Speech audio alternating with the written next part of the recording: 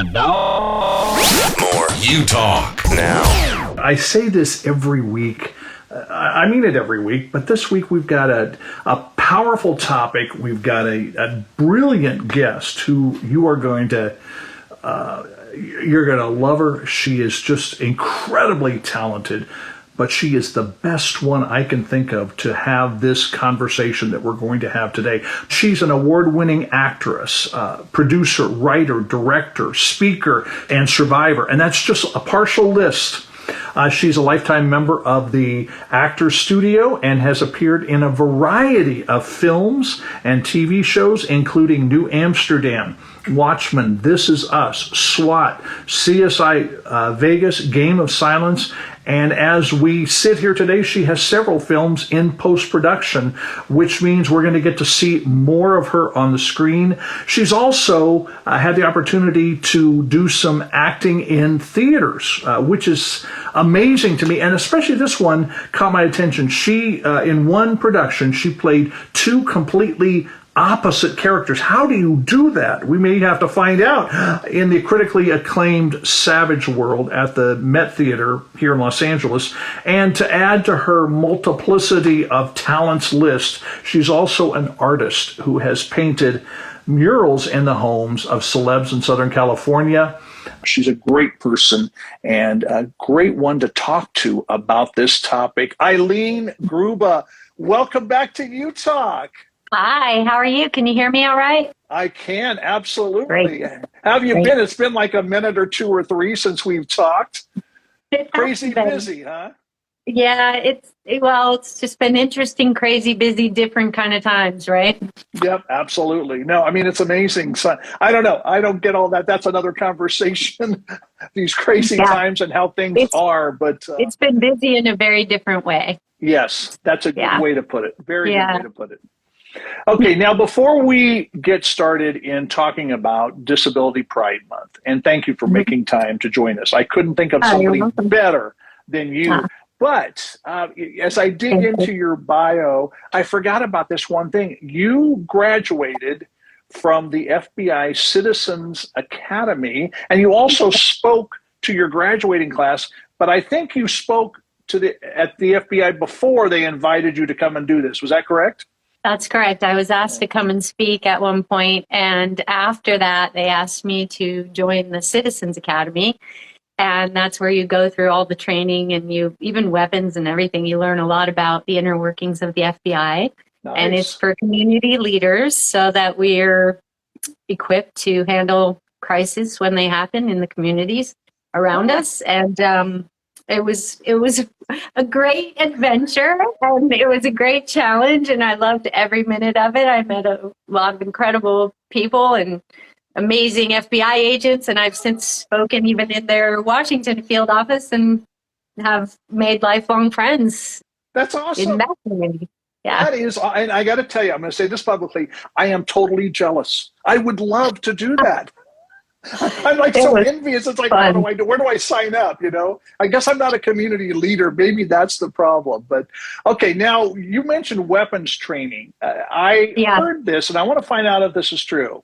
When you were doing the weapons training on the range, is it true that you made every shot with a submachine gun? Yes. See, the FBI takes you down to their shooting range in Orange County when you're in the middle of this program, and you get to fire different weapons like the Tommy gun, and and I don't like weapons. I'm just going to say that right out of the gate. I don't like them. I don't have one. And so they let you field them and shoot at targets, and they train you how to use 3 different weapons. And so I said to them, okay, I'll shoot that weapon, but I'm not walking while carrying a loaded weapon. That's something I'm not going to do. So I'll stand there and shoot it. But anyway, yes. So one of the agents who is back from multiple tours in Afghanistan and a very accomplished agent was my instructor, Mike Gifford, and he handed me that submachine gun, and I did it. I still have a picture of it. I hit the bullseye every time, and he just looked at me and he was like, "What?" But you know what that's about? that's hand-eye coordination, because, when you have a part of you that is not working well, other parts of you pick up function. And ever since I was a small child, even when I was in a wheelchair, I could throw a football, I could throw a baseball way better than any other little girl my age, but I couldn't run, so I figured the shooting targets thing was just another product of that hand-eye coordination that is higher than normal because of the fact that it's compensating for what my legs won't do when my brain tells them to. Well, I got to tell you, girl, I have a new respect for you. I've respected you, anyway. But now, I mean, that really is kind of, and a submachine gun. I mean, that's got a kick to it. That's not, that's nuts. That's the Tommy gun was so huge and heavy and everything, and I would, I don't feel comfortable around those weapons, and I'm not a fan of weapons. I feel like the people trained to use them should use them, and not the rest of us. But I did make a joke about it at the graduation speech, where I said, well, I learned I'm a sharpshooter. So if you ever need me in a crisis, just hand me a chair and then hand me the, but I'm not carrying it. Yeah. You're awesome. So that was my FBI experience. I learned a lot about what to do in a crisis. And, we've got a lot of situations. We're constantly taking classes with the Citizens Academy still, so that we'll know what to do in the case of an active shooter, or in the case. And it also helped me understand what they're up against, because what they're up against is frightening. It's frightening. They're being shot at all the time. They're dealing with people who are, often on drugs and shooting at them, and their lives are at stake. They're humans like the rest of us, and it's challenging. I don't think I would want to be in law enforcement these days, and I applaud anyone who has the courage to do it. I'm with you on that. Scary. I mean, and making split-second decisions. Life-altering split-second, yes, and it's exactly. It's so frightening. It's almost they're damned if they do, they're damned if they don't. In whatever happens, it's interesting to see it from their perspective, because a lot of times we don't.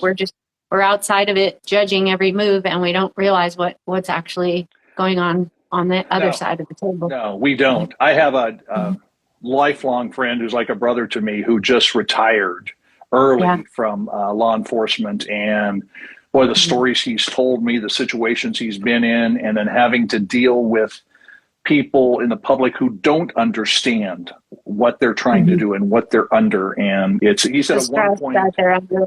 And how often they're shot at, and how often they're dealing with life-threatening situations. It is very challenging, and I know it's a hot button topic, and there will be people listening who don't even like that we discussed it. But I mean, we should be able to discuss anything, right? We live in a world where we should be able to talk about everything, because how else do you get to an understanding of people and others and experiences we don't have? We have to talk about it, which is why we're talking today, because we're going to deal with experiences a lot of people don't have, and try to help people have a little bit more empathy, compassion, understanding for what a whole nother community lives with.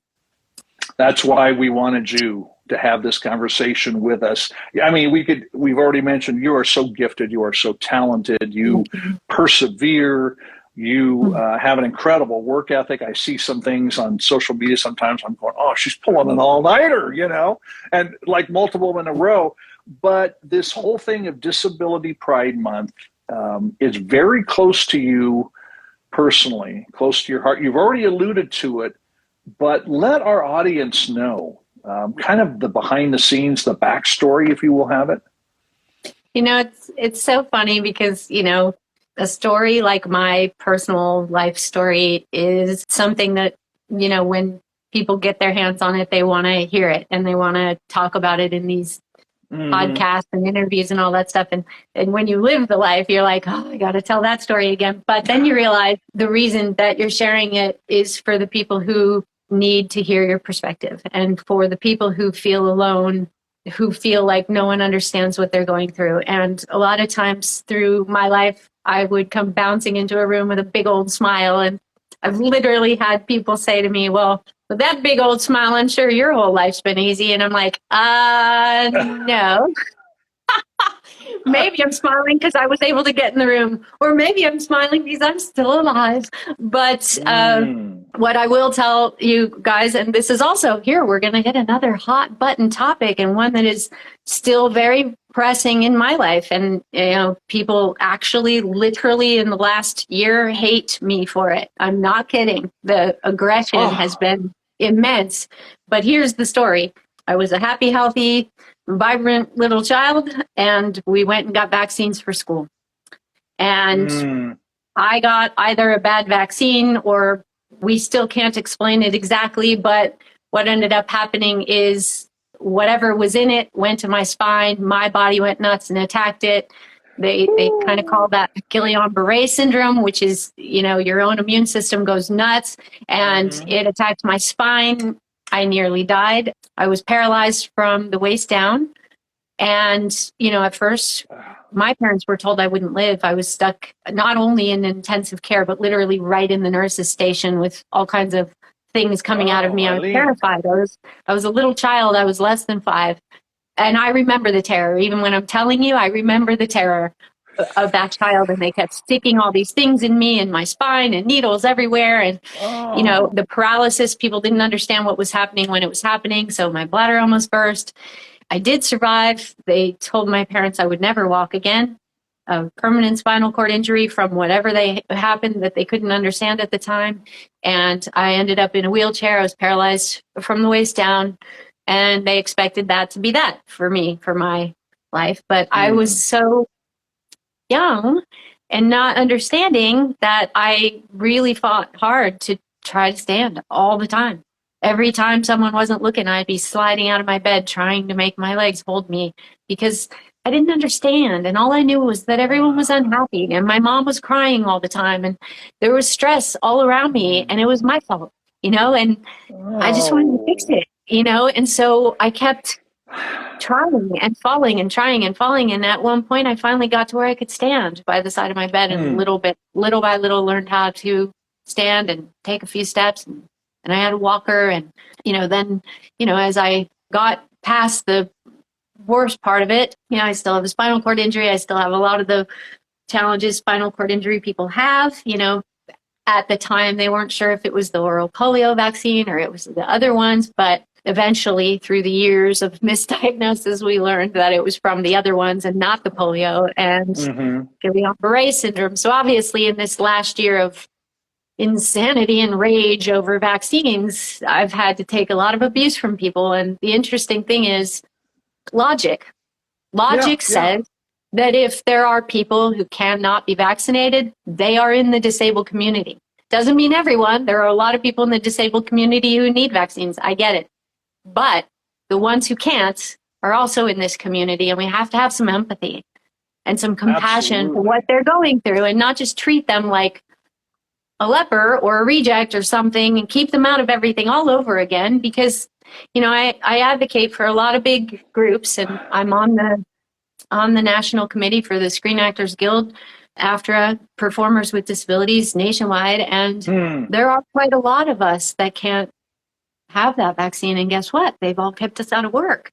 And, a lot of people have been quite uncaring and cruel about it. And I haven't really spoken up about this because it's been so horrible to have to bring back all that childhood trauma and people making me defend my position on it. And I'm like, hey, look, I have some of the top doctors in the world.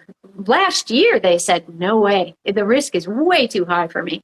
And what am I supposed to do about that? It's like you're putting a loaded gun to my head and you're asking me to pull the trigger and take the consequences. And I'm not up for it again. It's been a lifelong battle. I've had surgeries all the way up until 2017 to rebuild my ankles and feet. And I'm exhausted. I ended up, because of all these, the pain, the surgeries, the things I've had to deal with, that all were caused by vaccines. So I ask people to please be compassionate and realize that this is a medical decision, nothing else. It's medical. And people should mind their own business and take care of their own selves. And if they feel they need to be vaccinated daily, go do it. Do whatever makes you feel safe. I'll drive you there, but leave me alone and my life journey. Don't put my life on the line because you're afraid of your situation. Everybody needs to take care of their own medical situation. And I see a few people coming on here, Donna Russo and a few others who have been amazingly supportive to me through this time because it's been rather challenging. And Sharon Shane and a few others, thanks for being here. Because they know what I've been up against, but this industry has known my story for many, many years. It didn't just come up this year. They've used my story for many years to open up our industry to include people who are living with medical challenges and disabilities, and to try to get people to have a little bit of patience, empathy, compassion, open-mindedness, and realize literally everyone has something that's different about them than the person standing next to them, than every sibling they have, than everyone around them. Everyone's different. That's just the bottom line. And thank God we're all different. It makes life interesting. Yeah, and can't we celebrate that? Oh, heck yeah. I wrote an article in the middle of the pandemic. I wrote an article called Bring in the Game Changers. And it went out to 130 countries on Strive Magazine. You can still find it online, called Bring in the Game Changers. Because my perspective, I'm open to all people and all of their experiences. And I do feel like, whoever you are, whatever you are, however you are, wherever you live, whatever you believe, however you move, whoever you are, at whatever age, whatever type, you're a human being to me. And if you want me to accept you for who you are, exactly as you are, whatever you are, whoever you are, then you have to accept me for who I am, exactly as I am, however I am. And if you don't like the way I move or walk, I now have a limp. I think that's pretty cool. I don't think it's such a bad thing. I climb mountains. I'm not going to say it doesn't hurt, but I do it regularly. You can ask my friends. I force them to go with me sometimes. I've seen the pictures on social going, yes, Eileen. Constantly doing whatever I can to just keep moving, because I think it's so important. I do absolutely the best I can with what I have. And I think everybody in life, hopefully, is trying to do the best they can with whatever they have. And we all just have to love each other and accept each other exactly as we are, and hope that we have people around us who love us and accept us exactly as we are. And if we don't, we got to change the people around us. It's as simple as that. We need to be surrounded by people who love us and accept us unconditionally. All of us. Yes. I don't think people with disabilities are any different than anybody else, except for that we might move differently, or we need different medical support, or, everybody has something different. You might wear a size 12 shoe and I might wear an 8, but hey, we still wear shoes, And for those who don't wear shoes, that's okay too. Wear whatever you want. I try not to think of anybody and judge them on a surface thing, because I know it's all down to the human being. And I will tell you about my Game Changers article that, during the pandemic, I noticed something that I've noticed throughout my life, but it really became very clear during the pandemic. There were a lot of people in panic and fear, and I understand that. It was the first real big scare for a lot of people. However, definitely, I started hearing what they were most upset about. And what they were most upset about is fear they were going to get sick, fear they weren't going to have the medical care they need, fear they couldn't go to work, couldn't make money, couldn't pay their bills, couldn't go anywhere, weren't welcome to go anywhere. All of that fear, I had to start saying to people, oh, you didn't like that? Because you expect us, I'm saying you as a culture, as society, expect us with disabilities to accept that every day of our lives. So if you don't like the way it feels, start thinking about how we need to change society to not make disabled people live in poverty, fear of not getting the medical care they need. I have a few disabled friends right now who are living with food insecurity because the state of California, that has so much money in reserve, doesn't give them enough to live off of if they're on disability. And yet, if they have a survival job, they lose their disability benefits, and there goes their medical care. And they can't afford to drive to their survival jobs because they drive vans that accommodate wheelchairs, or they have to, one of my friends is weighing in right now, Don Grabowski, who they have to hire a Lyft or an Uber, and that gets very expensive, and they can't afford to survive. And yet we keep hearing on the news that the state of California has this billions of surplus. It's like, Well, why don't we take care of the people who need that the most? Why are Thank we you. penalizing them by making them live off of $900 a month? Do you know anyone who can live off of that in the state of California? I don't. You can't. It's impossible. So No. I want society to think about what they just went through and how they felt during this pandemic and ask if they would like to live like that off of $900 for the rest of their lives. And if the answer is no, then let's start changing things and let's start treating people who have more challenges than us, who do deserve to actually get disability benefits and be able to still have survival jobs or go after being an artist or an actor or a musician and not have to worry about losing their benefits. You know, these are a lot of hot button topics. I realize that. And, you know, we always get in trouble when we speak up, but I just don't care anymore. I want to see everybody treated equally. Thank I you. want to see a system that feeds the people who actually need to be fed instead of the Yes. people who are hiding their income and don't want to pay taxes. I'm not worried about them. I'm worried about my friend who says he will feed his dog before he feeds himself when food gets that tight. And I'm like, Ah. that is breaking my heart. And Yeah. that has to stop. And we Yeah. have to fix the system. And so this is Yeah. why I care about the messages we send out in this time, because we have a lot of people out there who are incredible human beings, who've been through incredible battles, who have incredible endurance, strength, courage, resilience, brilliance, and they've seen life from a different perspective than Yep. a lot of other people. And therefore, they have unique stories. They have unique passion, fire. They have so much to offer this world. And that's why I wrote the article about bringing in the game changers. Why do we leave the people who are the best at survival on the sidelines? That's a Ooh. question I have to ask. Ooh. You know, Great we all question. have to learn how to survive. If we didn't learn anything in the last 2 years, that's what we learned. Survival is a skill. Let's figure it out. It Well, is. let's talk to the experts.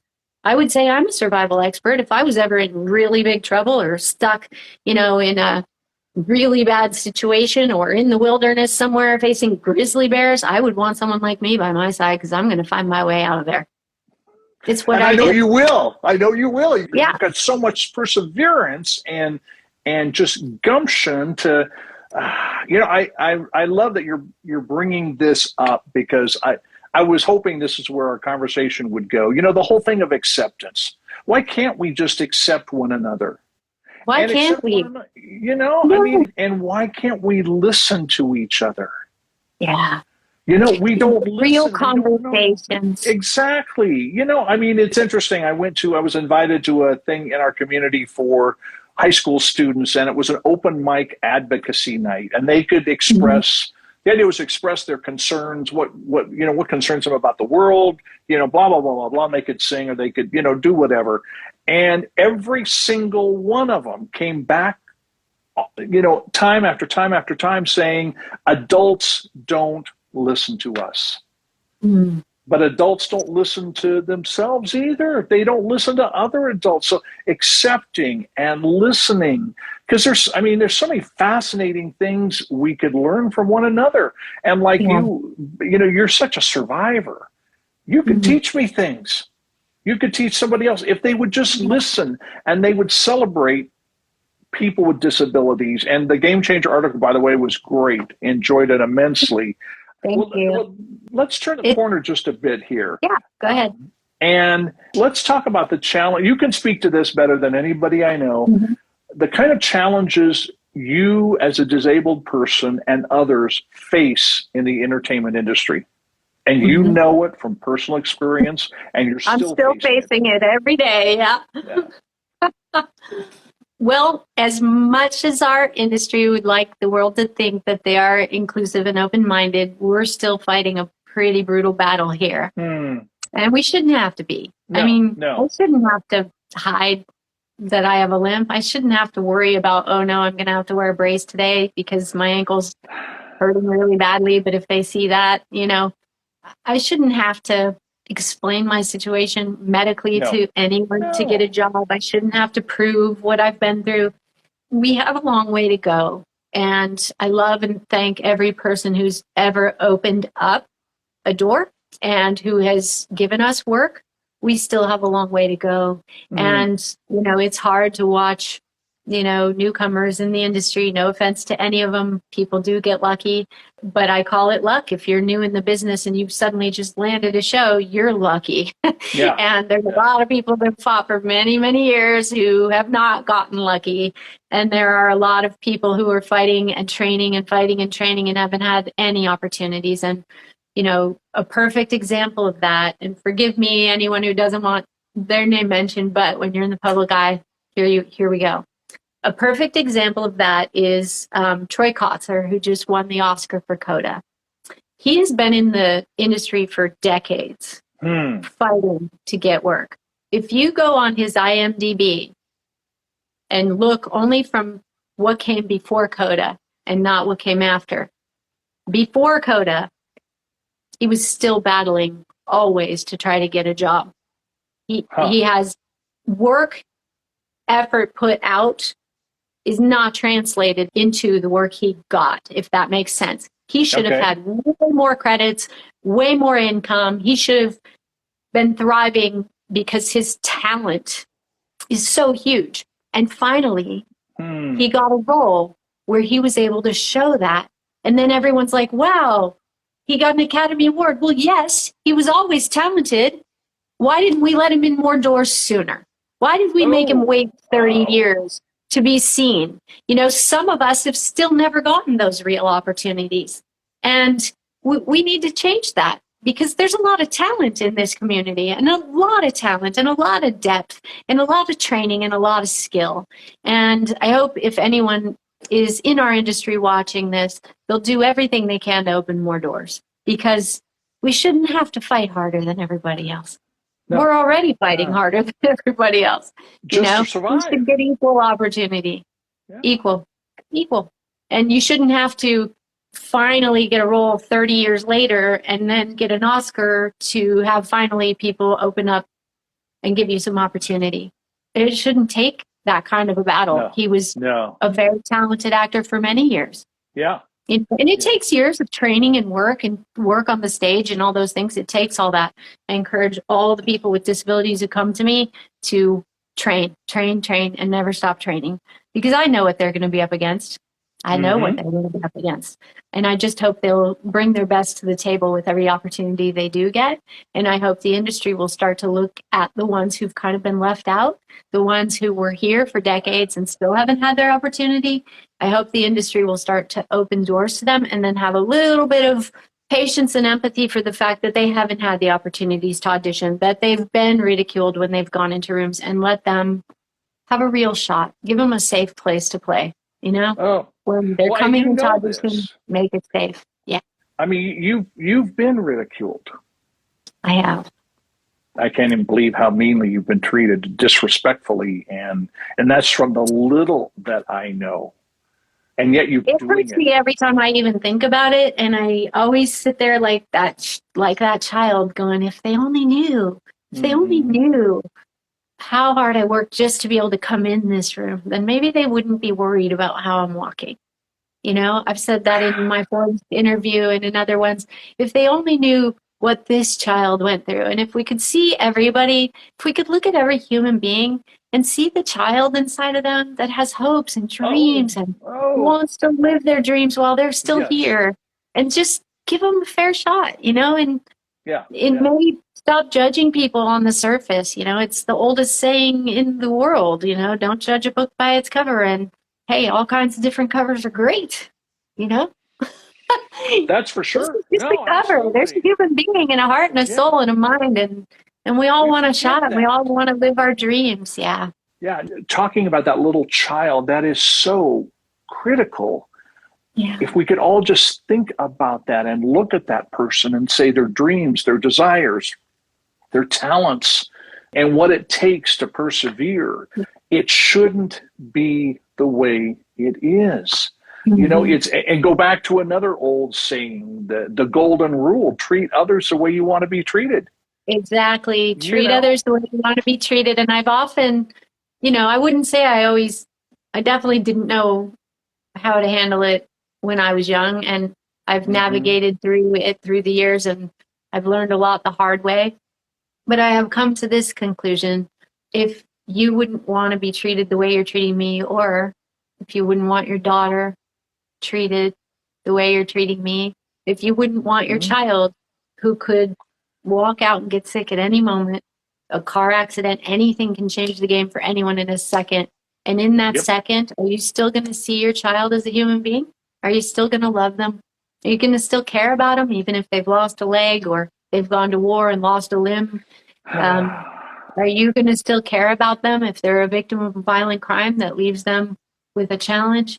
I think you will. I think you will still care about them. And I try to ask people to think about someone as if they are your daughter, your sister, your mom, your child, someone you love. Will you still love them if they end up with a challenge? I think you will. So why are we?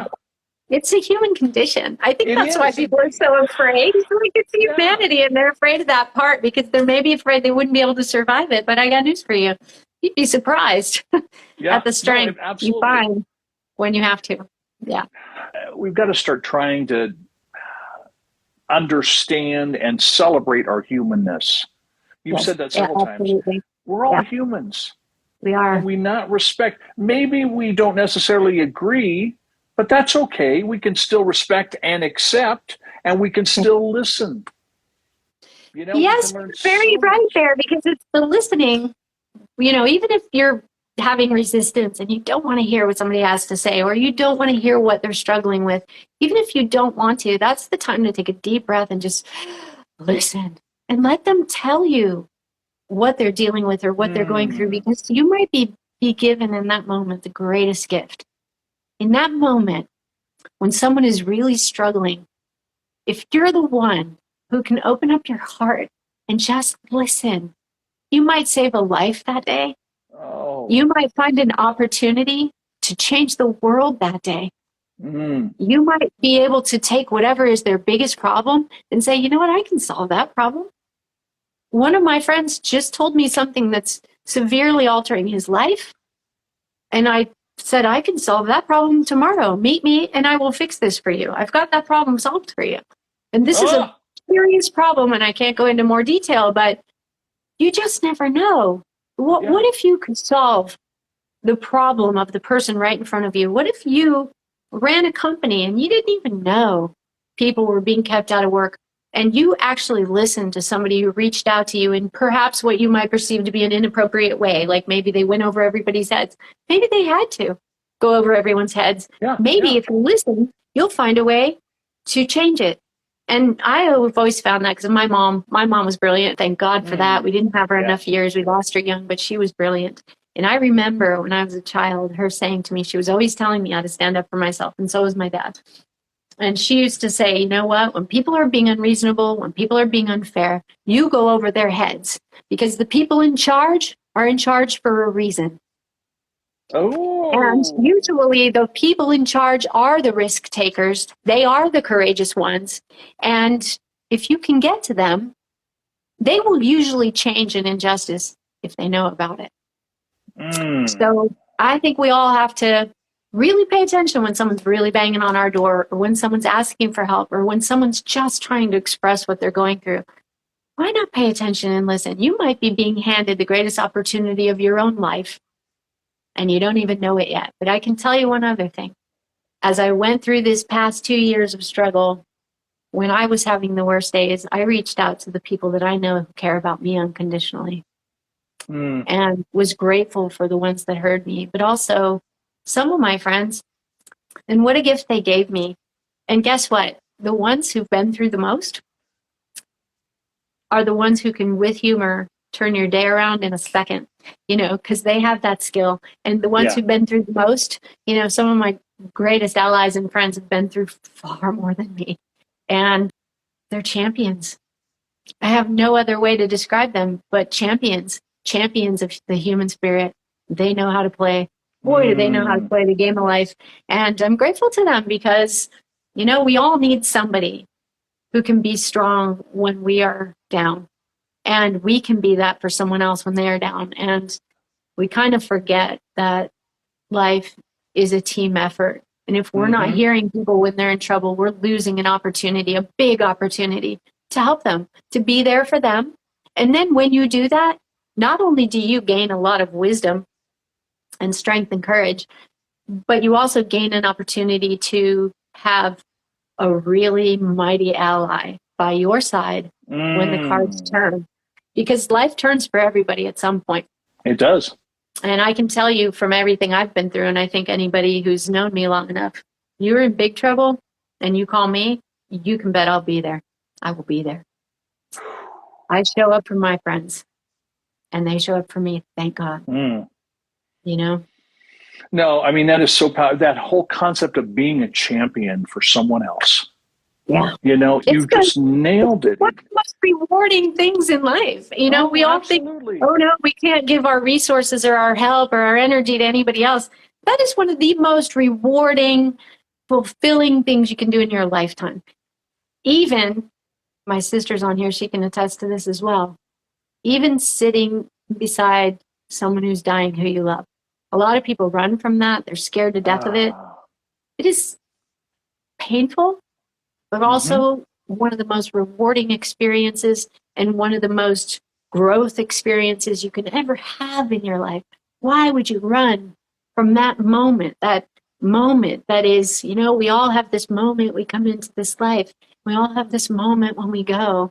I wouldn't want to miss that moment for anything in the world. To be there to hold the hand of someone I love when they're on their way out of this world, you know. And so I don't see what people are so afraid of. You know, I've been through the worst of it, and I've sat there and I've gained so much courage. And also I have a whole lot less fear of, you know, when I was younger, I will tell you, I had a big fear of dying when I was dealing with cancer in my early 30s, which also, by the way, was a result of all that I went through as a child. So I got thyroid cancer. And when I was going through that, I was scared to death because both my parents died young.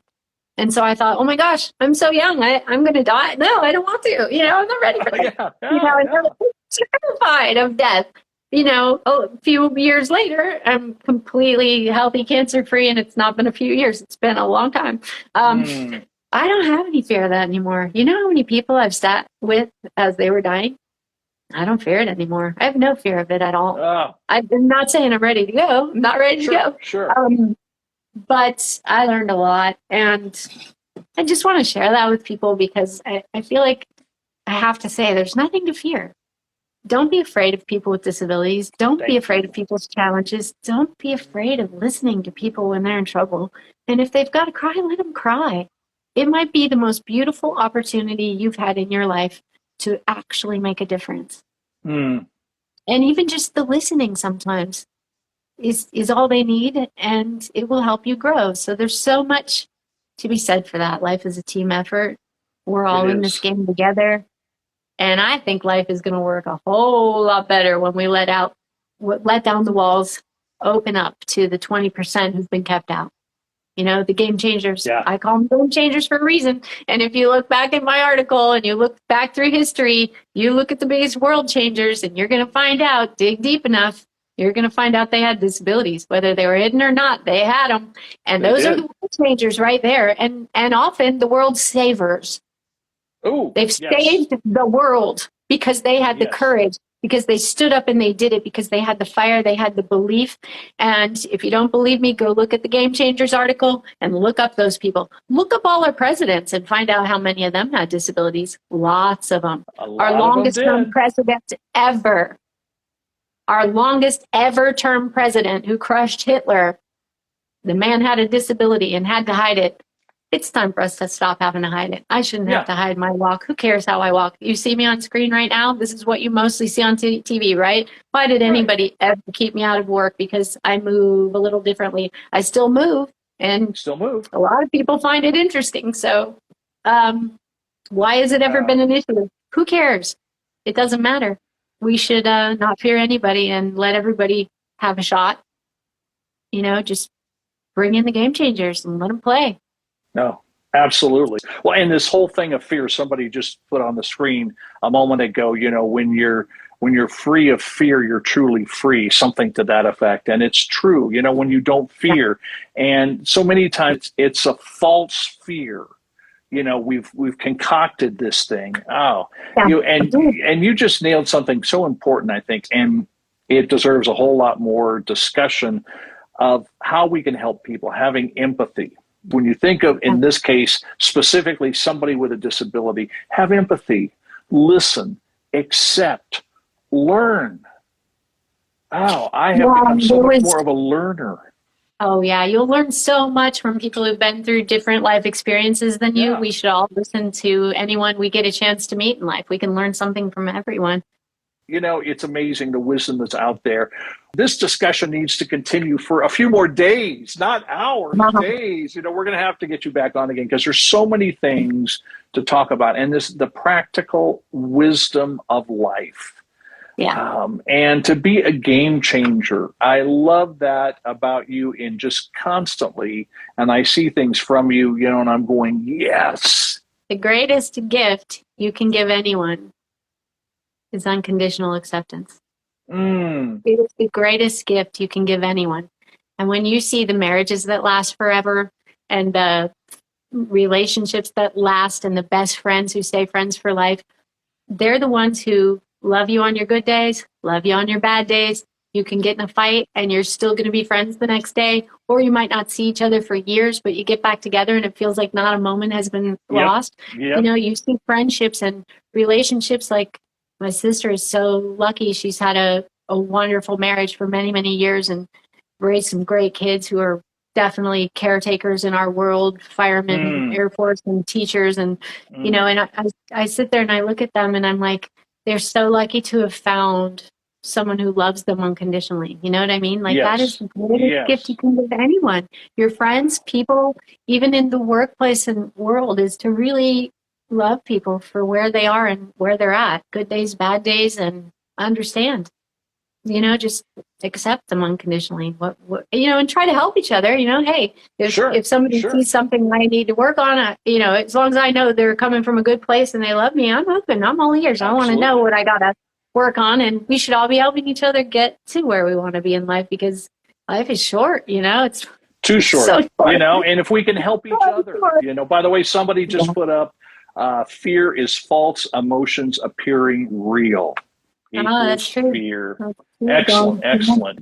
We got to get our eyes off ourselves. There's just so much of this here. And we could change the world by doing one simple thing, just accepting each other. Just accepting and you're right, each other. what you said before, listening, just being open, listening. Yeah. You don't always have all the answers. You're not always right about everything. No. And everyone comes from a different perspective. Yep. I've traveled all over this world to many countries. I've been all over this country. I've known so many thousands of people in my lifetime, I can't even remember them all. But you know what? They all come from a different place. They were raised differently. Yep. They have different beliefs, different religions, different colors, different everything. And their perspective comes from the life they lived up until this moment. So therefore, who are we to say what they should believe or what they should do or how they should handle their situation? All we can do is be open, hear where they're coming from. I had a friend over today who explained to me what she grew up with, being an Indian woman who grew up in South Africa. Oh. And I had no idea the things they went through growing up. I had no idea. So I'm glad I have this friend to share it with me. Her son has a disability and he wears leg braces like I used to wear. So he now has somebody he can talk to about what he's going through, and I'm making sure I don't say names for a reason, but he now has somebody to talk to because he's afraid of the same things I was afraid of as a little girl. And he's going through the same pain I was going through as a little girl. So I understand. And what a gift for him, Yeah, I was going to say, when I think about the challenges I've been through, when I was going through cancer, there were a few women who were cancer survivors who were brought into my world by other people. And they shared with me their strengths, all the things they learned along the way. They helped me find courage and face the surgeries and face what I had to go through. And they made it the path easier for me because they told me how they did it. And so I feel like we can all help each other in that way. Like whatever our dream is, there's someone who knows more about it, who can enlighten us, help us, guide us. And it doesn't always have to be coaches and, No, you know, no. you don't always have to pay hundreds of dollars to get this help. Reach out to people who know what it is you need to know and ask them for some advice. And those of you who are being reached out to, I know that some people get overwhelmed by requests. I know that I do. I do the most Yes. that I can with the time I have in my lifetime. But I think we all have space at least to help one or two people, or Yeah. listen and try to connect people. Often I try to connect people to other people because I know this one has a need and this one can help, and then both can help each other and learn from each other. So we can connect people and help people find each other. Life is, you know, that kind of team effort. And I hope that people will hear this and think about it and try not to be afraid and just open up. You might learn a lot and life might get that much more exciting, interesting, and less scary. Yeah, there's just so much rich wisdom here, you know, for practical living. And if we could just, like you said, drop the walls down, start listening, listen with empathetic ears, put yourself in somebody else's position, try to help somebody. Eileen, how can people follow you on social media, just see some of the things you're doing and what you're involved in? Because it's fascinating, really, to watch it. Thank you. You can find me on Instagram, Twitter, and Facebook, all by my name, which is Eileen Gruba, EILEENGRUBBA. I also have a website by that name, eileengruba.com. Usually most of my social media is just about work, so please don't connect for romantic intentions. I'm not interested. Don't care. Please don't send me those, you know. But if you want to talk about work or, you know, all those things, reach out. It's amazing. Instagram has so much of that going on. It's you know, and it's easy to find me. It's easy to follow my path. I've got some projects in the works that I know are going to be game changers. I've got a huge one in the works that's I know is a game changer for our community. It's a powerful piece of history. The screenplay has already won a major award. We got a big producer attached, and congrats. I can't wait till we get into production so I can hire all these great kids and make the world fall in love with them. I just so excited about it. It's all I focus on every day when I'm not having to do a survival job. I've been writing for Lego Children's Show as my survival job until the industry lets me start being an actor again. I hope that happens soon. I hope everyone can stop fearing the virus and let us get back to work. Yep. And in the meantime, I'm writing and creating projects for this fantastic community. And the last two projects that I put out into the world that were created by mostly people with disabilities, projects I produced and was in, both of them won awards all over the world on micro budgets. So I'm excited for the big one to go. And I appreciate the people who are opening the doors, and I hope it keeps happening, especially in our industry. We have the power to change the world. We change the way people think. We show them how to think. We show them who to include. So I hope our industry keeps opening up. I hope they bring in the people who've been in the game the longest, who haven't had the shots. And I don't just mean me. I mean nationwide. We've got people with disabilities who've been around for decades who haven't had any real shots. And it's time for that to change, and bring them in and let them show you what they can do. You know, it's a fantastic world out there and a lot of really interesting people. It is. Yeah. It really is. And I'm excited about this big project. We'll have to have you back on when it gets released to talk about it. And thank you. I appreciate you so much. Yeah, I know how busy you are to take time to be with us. You were the one that the Utah crew said, "Oh, we gotta get Eileen." I said, "Okay." Appreciate your friendship and all that you're doing, and we'll do whatever we can to support you and encourage you. Thank you. Well, I appreciate everything you do. You guys have such a positive, supportive talk show here, and I'm glad that you're reaching out to all the teenagers in the world who need all the strength and courage they can get right now. Yeah. Thank you. That means a lot coming from you. So, we'll see you again soon, and take care of yourself. Thank you. Thanks for having me. This is U Talk Radio.